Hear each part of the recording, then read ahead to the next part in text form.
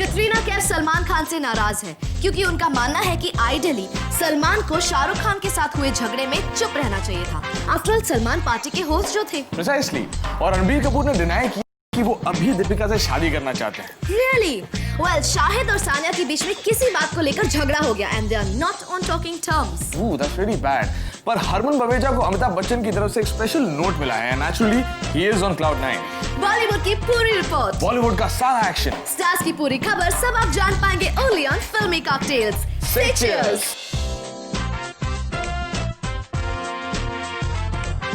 Amir Khan talks about his emotional connect with Ganga. Shilpa Shetty believes that for all-round fitness, it's yoga. Mahesh Bhatt says there's a narrative crisis in our country. Konkana is easy to work with professionally and easy to be with personally, says Ranveer Shori exclusively on the Filmy Mic. Hi, I'm Shraddha. And I'm Vikram and you're with us on Filmy Cocktails. Your weekly cocktail of Bollywood goss and ज्ञान. It's official. Aamir Khan अब इमरान खान को अपनी next film में direct करेंगे। विक्रम, उससे ज्यादा दिलचस्प बात ये है कि आमिर खान अमिताभ बच्चन को अपनी अगली फिल्म में डायरेक्ट करेंगे। क्या कह रही हो तुम? वही जो तुम सुन रहे हो। That's right. दोनों ने अपने डिफरेंसेस को साइड में रखकर एक फिल्म की प्लानिंग की है and Big B and Amir will be finally seen acting together in a movie.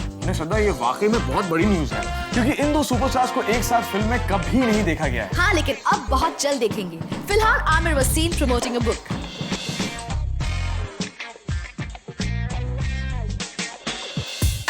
Aamir Khan इन दिनों हर जगह छाए हुए हैं और कुछ दिन पहले वो एक बुक लॉन्च करने पहुंचे। इस बुक का नाम है गंगा और इसे लिखा है विजय सिंघल ने। आमिर ने हमें इस बुक के बारे में बताया। एक किताब जो गंगा पर लिखी गई है, जिसके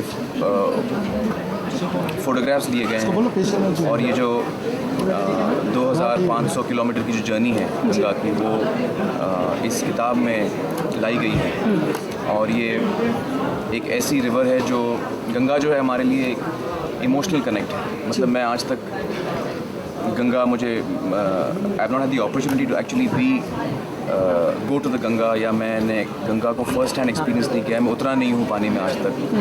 उन शहरों से गुजरा हूँ जहाँ से गंगा गुजरती है, लेकिन ये मौका मुझे आज तक मिला नहीं। लेकिन इसके बावजूद मेरा इमोशनल कनेक्ट है। अब ये बुक लॉन्च करने के बाद क्या आमिर वाराणसी जाने का प्लान बना रहे हैं? I would very much like to go. As I was saying earlier, you know, the importance of Ganga for all of us can be understood by the fact that someone like me who's not yet been there still connects with it. Aamir के आगे के 5 साल के plans क्या हैं? I'm not sure. I think I don't often think so far ahead. I'm often confused about what I'm going to do tomorrow. But I hope that I can continue to make films which I find exciting and then in turn my audience finds exciting. एक दौर था जब Aamir Khan media से बात तक नहीं करते थे और अब देखिए कितने मीडिया फ्रेंडली बन गए हैं वो। भाई वक्त की बात है। पता है श्रद्धा, आमिर खान अभी भी कोई ऐसी चीज एंडोर्स नहीं करते हैं जिसे वो खुद इस्तेमाल नहीं करते। मिसाल के तौर पर ये बुक गंगा ही ले लो। पहले आमिर ने इसे पढ़ा और जब उन्हें पसंद आई तब उन्होंने इसे लॉन्च करने का फैसला किया। That's really cool. होना भी ऐसा ही चाहिए। हमारे देश में जैसे स्टार्स बोलते हैं और कहते हैं, व्यूअर्स बिल्कुल वैसा ही करते हैं। There's this trend of star worshipping in our country. तो आपको क्या लगता है, क्या स्टार्स को वही चीजें एंडोर्स करनी चाहिए जिसे वो खुद इस्तेमाल करते हैं? Do you think that the stars should only endorse the products that they personally use? A yes B no. आपका जवाब हमें भेजने के लिए टाइप कीजिए FC स्पेस A या B और SMS कीजिए 59090 पर। You can also log on to www.myfilmy.com. अपना जवाब हमें जल्दी से भेज दीजिए। बाबा रामदेव का करियर मुश्किलों में पड़ गया है। क्या बात कर रहे हो विक्रम? सत्य है बालक। अरे क्योंकि शिल्पा शेट्टी जो अब योगा सिखाने लग गई हैं। कुछ नहीं होने वाला। 20 साल पहले ऐसा रेखा ने भी किया था। उन्होंने भी योगा का एक वीडियो निकाला था, लेकिन सब रेखा जी को ही देखते रह गए। योगा तो किसी ने सीखा ही नहीं। और ऐसा ही शिल्पा शेट्टी के साथ होने वाला है। लोग उनकी सेक्सी फिगर देखेंगे या योगा सीखेंगे? आई थिंक बेचारे व्यूअर्स ना कंफ्यूज हो जाएंगे। चलिए फिलहाल हम शिल्पा को देख और सुन लेते हैं as she talks about yoga. Shilpa Shetty internationally एक पॉपुलर सेलिब्रिटी बन गई हैं और अब वो अपनी योगा की नॉलेज को पूरी दुनिया में बांटना चाहती हैं। इसीलिए उन्होंने बिग फ्लिक्स के साथ मिलकर अपना वीडियो लॉन्च किया और अपना फिटनेस मंत्र भी बताया। Everybody knows what my fitness mantra is. It's yoga, and it's something that just doesn't, tone your body. It also stretches you. So even with my weight training regimen, I still continue doing yoga. क्या योगा ने शिल्पा को physically और mentally as a person change किया है? once you start doing yoga, you just get addicted to it. So that becomes a way of life. So it's a great way of putting your life on track. क्या Shilpa films में acting करना छोड़ रही हैं? जहाँ तक फिल्मों से दूर होने का सवाल है, वो आप लोगों का परसेप्शन है. मेरा तो I am still part of Bollywood. I still call my self an actor first. भाई मानना पड़ेगा कि चाहे इंडिया हो या यूके, शिल्पा शेट्टी हमेशा न्यूज में रहती हैं, जो एक स्टार के लिए बहुत जरूरी है। श्रद्धा, तुम्हें उर्मिला मातोंडकर याद है? याद क्यों नहीं होगी? तुम तो ऐसे कह रहे हो जैसे उन्हें रिटायर हुए कुछ बरसों हो गए हो। तो और क्या, लगता तो ऐसे ही है। फिल्म से रिटायर हुए उन्हें काफी वक्त हो गया और अब वो कहीं नजर आती है तो सिर्फ टीवी पर। But she's really lucky. कम से कम वो टीवी पर तो दिखती हैं, नहीं तो कितनी ऐसी एक्ट्रेसेस है लाइक मनीषा कोइराला, शमिता शेट्टी, उर्मिला's फ्रेंड किम शर्मा, जो ना तो टीवी पर दिखती है और ना ही फिल्म्स में। Exactly. लेकिन अब कुछ ही दिनों में उर्मिला सभी को सरप्राइज करने वाली है with a couple of releases, and as far as the personal life goes, she has said, I am in love, yes, but with myself. अपने रिसेंट बिजनेसमैन बॉयफ्रेंड से ब्रेकअप के बाद उर्मिला और क्या कहेंगी। वैसे मैं आपको बताना चाहती हूँ कि उर्मिला को अब फॉरेन लैंग्वेजेस सीखने का एक नया शौक चढ़ा है। But the magic she created with Ramu cannot be replaced. लेकिन अब राम गोपाल वर्मा को पता नहीं क्या हो गया। या तो उनकी फिल्म्स में कोई नोन एक्टर नहीं होते, और अगर होते हैं तो सिर्फ बच्चन। एक्चुअली शायद उन्होंने एक नई फिलॉसफी अपनाई है, आए तो बच्चन्स और न्यूकमर्स। और न्यूकमर्स के साथ कॉन्ट्रैक्ट रिलीज करने के बाद वो लेकर आ रहे हैं फूक। और इस फिल्म में लीड रोल प्ले कर रहा है एक कौवा, हाँ? यानी कि क्रो। What? अरे इस फिल्म के प्रोमोज में रामू एक क्रो को बहुत प्रमोट कर रहे हैं, तो जाहिर सी बात है कि उसका इस फिल्म में अहम रोल होगा। Well, maybe अब लगता है Ramu birds, reptiles and animals के साथ फिल्म्स बनाएंगे। एक्टर्स के ऊपर उनका कॉन्फिडेंस शायद नहीं रहा। फिलहाल वो फूक के प्रमोशन में लगे हुए हैं। राम गोपाल वर्मा कुछ ऐसे सब्जेक्ट्स पर फिल्म्स बनाते हैं जिस पर कोई फिल्म बनाने की हिम्मत भी नहीं करता। इस बार उन्होंने चुना है ब्लैक मैजिक को, लेकिन आखिर ये कॉन्सेप्ट उनके दिमाग में कहां से आया? You see, I've been hearing about black magic since a long time. जो भी लोग मानते और कहते हैं कि उनके साथ कुछ ऐसा हुआ, अगर किसी के साथ माने या ना माने जैसे ऐसा कुछ हुआ और उसका कुछ रेशनल एक्सप्लेनेशन है, एक साइंटिफिक और मेडिकल एक्सप्लेनेशन नहीं है, तो वो क्या करेगा वो आदमी? That's what really Fook is about. लेकिन फिल्म का नाम फूक क्यों रखा गया? I took that from this term called Jad Fook.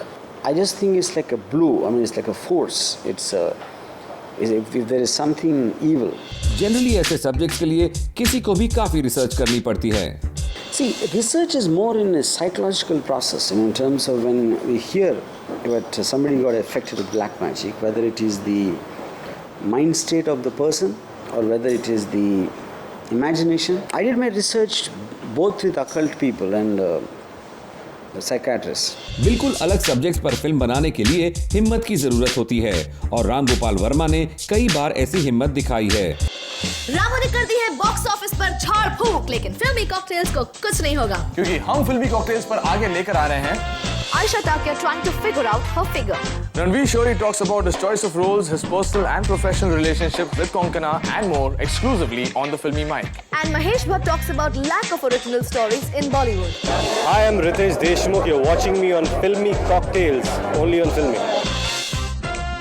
And Vikram watching Filmy Cocktails. Ayesha Takia को लगा कि इस बॉलीवुड में लीन और थिन होना जरूरी है, इसीलिए तो उन्होंने थिन बनने की ओर एक कदम उठाया। We will give you the details. आजकल बॉलीवुड में साइज 0 का ट्रेंड कुछ ज्यादा ही चल पड़ा है। हर एक हीरोइन साइज 0 अचीव करना चाहती है, और इस रेस में अब आयशा टाकिया भी शामिल हो चुकी हैं, और स्लिम होने की चाह में उन्होंने सर्जरी करवा डाली। वैसे ऐसे किस्म की कॉस्मेटिक सर्जरी अभी आम हो गई है, लेकिन असली कहानी क्या है? कहा जाता है कि आयशा टाकिया ने जब फिल्म इंडस्ट्री में कदम रखा था तब वो काफी स्लिम थी, लेकिन कुछ समय बाद सुनने में आया कि उन्होंने सिलिकॉन इम्प्लांट करवाया, because of which she started looking well endowed in the right places. लेकिन बॉलीवुड में तगड़े कंपटीशन को मद्देनजर रखते हुए आयशा यूएस में गई और एक्स्ट्रा फैट रिड्यूस करा के आई। That sure is a lot of pain that Ayesha has gone through. वैसे अगर बॉलीवुड में सिर्फ लीडिंग लेडीज के साइज 0 होने से ही फिल्म्स हिट हो जाती तो कितना अच्छा होता, है ना? टाइम कैसे बीतता है पता ही नहीं चलता। रणवीर शोरी से जब किसी ने पूछा कि आपने बहुत कम टाइम में इतनी सक्सेस पा ली है, तो पता है उन्होंने क्या कहा? क्या? उन्होंने कहा मुझे इंडस्ट्री में 15 साल हो गए हैं और अब भी आप मानते हो कि कम टाइम लगा है। Well, बात तो सही है। एक्टर बनने से पहले रणवीर वीजे मतलब वीडियो जॉकी थे, और बस वहीं से शुरू हो गया उनकी एक्टिंग का सिलसिला। और बाकी सारी डिटेल्स हमें खुद रणवीर ही बताएंगे। So let's check him out.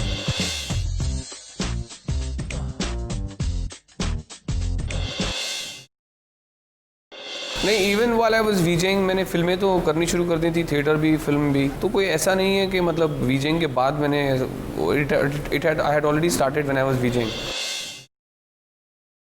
Budget का कोई ऐसा मेरे दिमाग में नहीं होता कि छोटे बजट की फिल्म करनी है, बड़े बजट की फिल्म करनी है। आई थिंक मैं स्क्रिप्ट, डायरेक्टर और रोल के हिसाब से फिल्म्स चूज़ करता हूँ।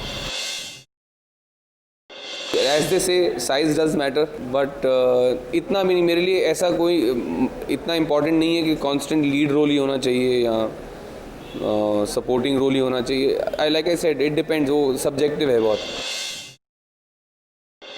नहीं, पहली बात तो मैं नहीं मानता कि मैं सिर्फ कॉमेडी कर रहा हूँ। ट्रैफिक सिग्नल, मिथ्या, अब आने वाली है बैंकॉक ब्लूज़, ये सब फिल्में कॉमेडी नहीं थी। But having said that, comedy को आप सिर्फ कॉमेडी को ये नहीं मान सकते कि comedy is only one thing. बहुत ही ब्रॉड, बड़ा जॉनर है कॉमेडी, इसमें बहुत चीज़ें अलग अलग आप कर सकते हैं। Also the problem is that most of the work जो मुझे ऑफ़र होता है वो कॉमेडी ऑफ़र होता है, तो therefore I end up choosing more comedy. इसमें मैं कोई, I am not looking out for comedy and I am not looking to get away from comedy also. नहीं, कॉन्कना और मैं भी सोचते हैं अक्सर कि हमें काफ़ी टाइम हो गया है साथ में काम करे फिल्म में, but we have to get the right script. As an actress, I think she's fabulous. She's very easy to work with. She has remarkable control. She has remarkable range. And as a person also, she's very easy to be with. अब रणवीर की बात आई है तो भट्ट का जिक्र तो हो ही सकता है, क्योंकि रणवीर उनकी फिल्म्स में काफी रेगुलरली दिखे हैं। हाँ, दिखे तो हैं, लेकिन आगे कभी नहीं दिखे। ऐसा क्यों? क्योंकि रणवीर शौरी पूजा भट्ट के एक्स बॉयफ्रेंड भी हैं और इन दोनों का रिश्ता बहुत ही बैड नोट पर टूटा था। अपेरेंटली रणवीर और पूजा के बीच में एक फिजिकल फाइट हो गई थी और केस पुलिस तक चला गया था। बिल्कुल भट्ट साहब की फिल्म्स की कहानी की तरह है, लेकिन फिलहाल तो वो एक नॉवल लॉन्च करने आए थे। महेश भट्ट को हमारी इंडस्ट्री का one of the most well read director माना जाता है, क्योंकि उन्हें बुक्स पढ़ने का बहुत शौक है और इसीलिए जब भी किसी बुक लॉन्च की बात होती है तो उनसे बेहतर गेस्ट और कोई नहीं हो सकता। हमारे मुल्क में कहानी कहने वालों की बहुत कमी है। इस मुल्क की आबादी 100 करोड़ से ज़्यादा है और त्रासदी ये है कि बहुत कम लोग आजकल कहानियाँ कहते हैं। मुझे बेहद खुशी का एहसास होता है जब नोएल ने जुर्रत करके ऐसी अनोखी कहानियाँ इस बुक में डाली हैं जिसके एंड में एक ऐसा ट्विस्ट है जो बिच्छू के डंक से कम नहीं उसका इम्पैक्ट। पर्सनली महेश भट्ट को कैसी बुक्स पसंद हैं? मुझे कहानियाँ जो एब्जॉर्ब करे, जो बोर नहीं करे, क्योंकि बोर करना जो है वो मुझे लगता है कि बहुत बड़ा पाप है, महापाप है। मगर मैं फिर ऑटोबायोग्राफीज़ पढ़ता हूँ, बायोग्राफीज़ पढ़ता हूँ, करंट अफेयर्स पर किताबें पढ़ता हूँ। फिक्शन मैं तभी पढ़ता हूँ जब उसमें एक बहुत ही फास्ट पेस्ड एक नैरेटिव हो। क्या बॉलीवुड में ओरिजिनल आइडियाज की कमी है जो फिल्म्स को नॉवेल से इंस्पायर होकर बनाया जा रहा है? मुझे किसी किस्म की हिचकिचाहट नहीं होती है जब मैं कहता हूँ कि एक नैरेटिव क्राइसिस चल रहा है हमारे बॉलीवुड में। हमारे कथानक, हमारी सोच जो है अब भी 20 साल, 25 साल, 30 साल पुरानी है। ये कहना गलत नहीं होगा कि अगर सभी फिल्म मेकर्स भट्ट साहब की तरह अच्छी किताबें पढ़ें तो कम से कम हमें नए नए सब्जेक्ट पर फिल्म्स जरूर मिलेंगी। बाय द वे, मैंने सुना है कि रानी मुखर्जी के हाथ से धीरे धीरे सभी एंडोर्समेंट्स भी निकलते जा रहे हैं।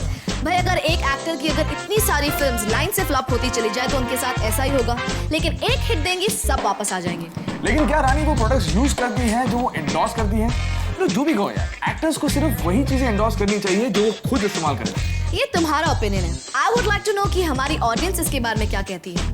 क्या स्टार्स को वही चीजें एंडोर्स करनी चाहिए जिसे वो खुद इस्तेमाल करते हैं?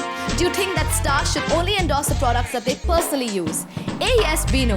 आपका जवाब हमें भेजने के लिए टैग कीजिए FC स्पेस A या B और SMS कीजिए 59090 पर। You can also log on to www.myfilmy.com। अपना जवाब हमें जल्दी से भेजिए।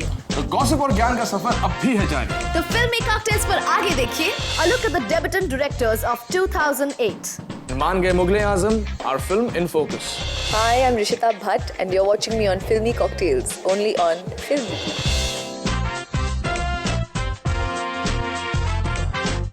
Hey guys, you're still with us on Filmy Cocktails. And this is your weekly cocktail of Bollywood goss and क्या?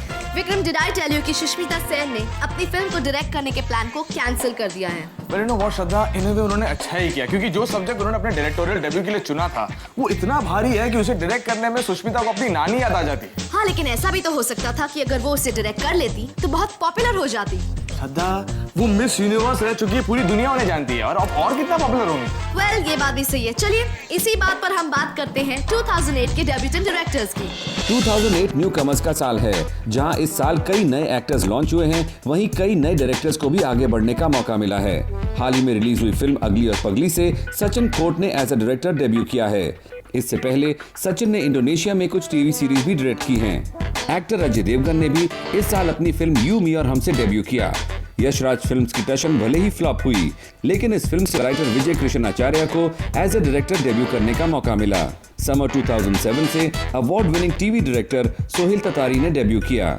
1, 2, 3 के डायरेक्टर अश्विनी धीर की भी ये पहली फिल्म थी। एज ए डायरेक्टर इससे पहले उन्होंने यादगार टेलीविजन कॉमेडी सीरियल्स बनाए हैं। राकेश रोशन ने भी अपनी फिल्म क्रेजी 4 से अपने असिस्टेंट जयदीप सेन को डेब्यू का मौका दिया। महेश भट्ट ने भी अपनी फिल्म जन्नत से डायरेक्टर कुणाल देशमुख को डेब्यू का मौका दिया, और जन्नत को काफी अच्छा रिस्पांस मिला। इनफैक्ट कई फिल्म्स के फ्लॉप के बाद ये फिल्म भट्ट के लिए काफी प्रॉफिटेबल रही। कुणाल के साथ मैंने 2 और पिछली पिक्चरें की थी जहाँ पे वो असिस्टेंट हैं, बहुत ही ब्राइट हैं और उनका एक खुद का एक स्टाइल है। रवि चोपड़ा ने अपनी फिल्म भूतनाथ में विवेक शर्मा को मौका दिया, और सुपरस्टार अमिताभ बच्चन और जूही चावला ने उन्हें सपोर्ट किया। This is his first film, but I can tell you that after you see the product, you will never imagine that this is his first effort. विवेक को मैं पहले से जानती हूँ, वो असिस्टेंट रह चुके थे अजीज़ मिर्ज़ा जी के, महेश भट्ट जी के साथ, और उनके साथ हमने फिल्में की हुई हैं, and he was always very capable. Director Rajkumar Gupta ने भी फिल्म आमिर से अपना डेब्यू किया। उन्होंने कई साल तक अनुराग कश्यप को असिस्ट किया।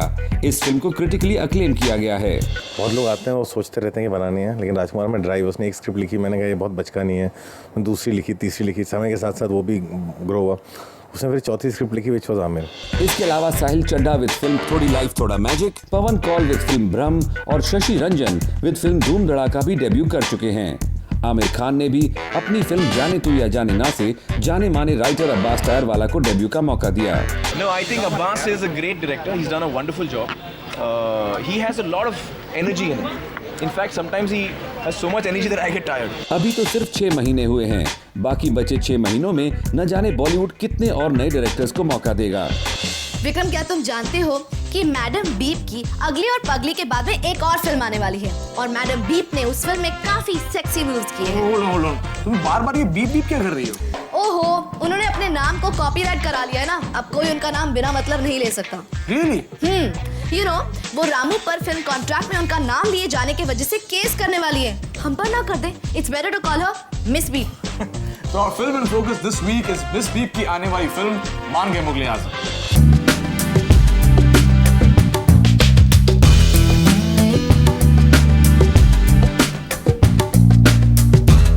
अलग किस्म की फिल्म है, मैड कॉमेडी है।